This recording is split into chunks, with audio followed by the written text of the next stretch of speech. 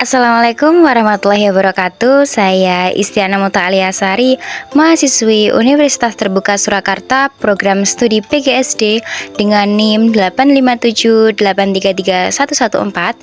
Video ini dibuat untuk memenuhi tugas mata kuliah praktikum IPA di SD dengan dosen pengampu Bapak Cahyadi Purwoko SSI MSI. Pada kesempatan ini, saya akan melakukan kegiatan praktikum pada modul 2, ekosistem darat, yang meliputi ekosistem darat alami dan buatan.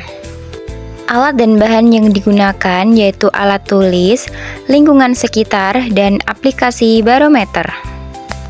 Ekosistem merupakan suatu sistem ekologi yang terbentuk oleh hubungan timbal balik yang tidak terpisahkan antara makhluk hidup dan lingkungannya.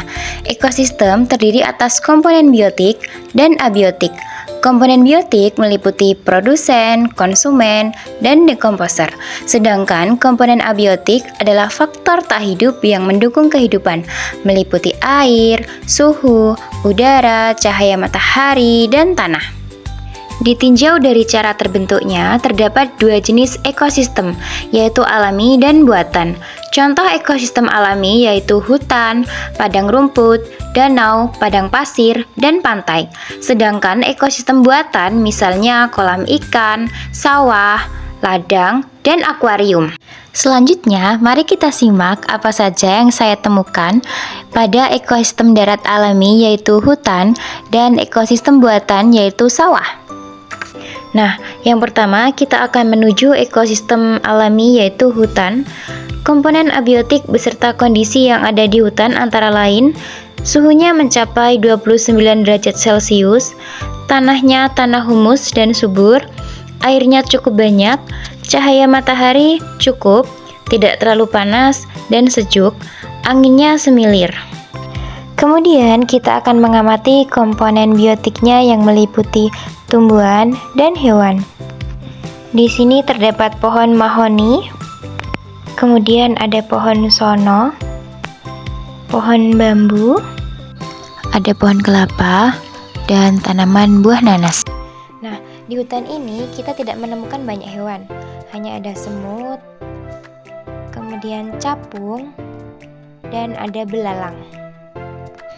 Kemudian pengurai yang terdapat dalam hutan ini yaitu ada rayap dan cacing tanah. Selanjutnya kita akan mengamati ekosistem darat buatan yaitu sawah. Komponen abiotiknya beserta kondisi yang ada di sawah antara lain suhunya mencapai 29 derajat Celcius, tanahnya kering, airnya sedikit, cuacanya cukup panas, dan anginnya semilir. Kemudian kita akan mengamati komponen biotik yang ada di sawah. Nah, di sini terutama ada tanaman padi, kemudian ada tanaman singkong, ada pohon salam, lalu pohon pisang, dan pohon mangga. Selanjutnya kita akan mengamati hewan dan di sini ditemukan kadal, lalu ada capung, kemudian ada katak, lalu ada belalang, dan yang terakhir kita temukan ada kupu-kupu. Hewan-hewan tersebut berinteraksi dengan komponen biotik dan abiotik di lingkungan. Mereka membutuhkan air, udara, dan makan untuk bertahan hidup.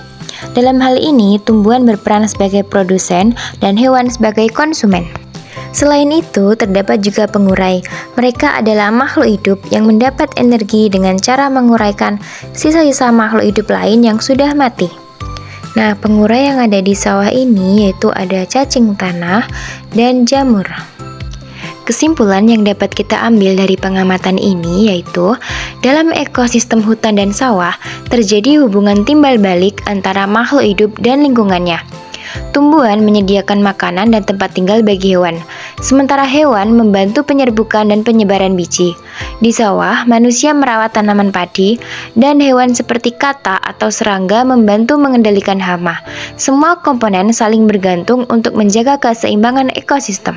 Nah, demikian tadi hasil pengamatan saya tentang ekosistem darat alami dan buatan. Terima kasih telah menyaksikan. Wassalamualaikum warahmatullahi wabarakatuh.